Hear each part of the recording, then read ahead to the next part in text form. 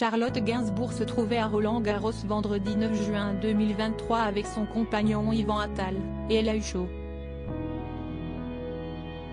Présente pour assister au match entre Novak Djokovic et Carlos Alcaraz, l'actrice a passé une bonne partie du match à s'asperger à l'aide d'un brumisateur. Le 9 juin 2023, Charlotte Gainsbourg et Ivan Attal étaient en tribune pour assister à la demi-finale tant attendue entre Novak Djokovic et Carlos Alcaraz. Victime des fortes chaleurs qui ont été ressenties en région parisienne ce jour, la fille de Serge Gainsbourg avait tout prévu.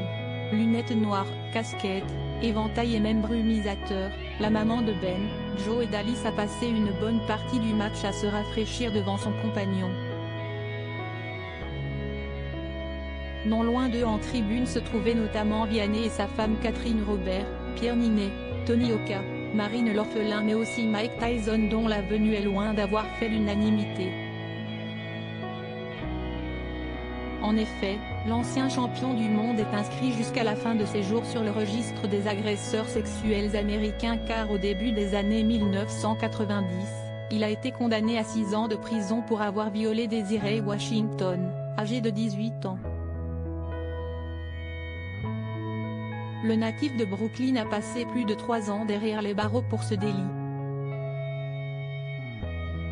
Pour autant, de nombreux internautes n'ont pas compris que ce sportif soit la bienvenue en tribune.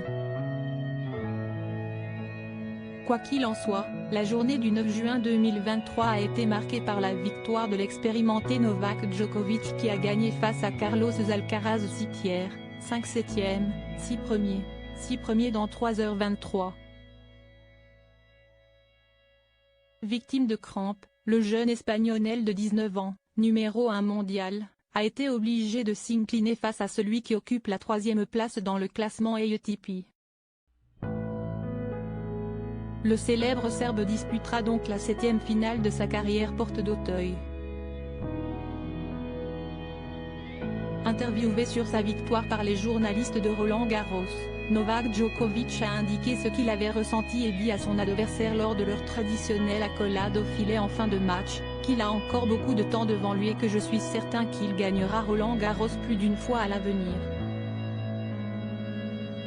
Je n'ai vraiment aucun doute là-dessus.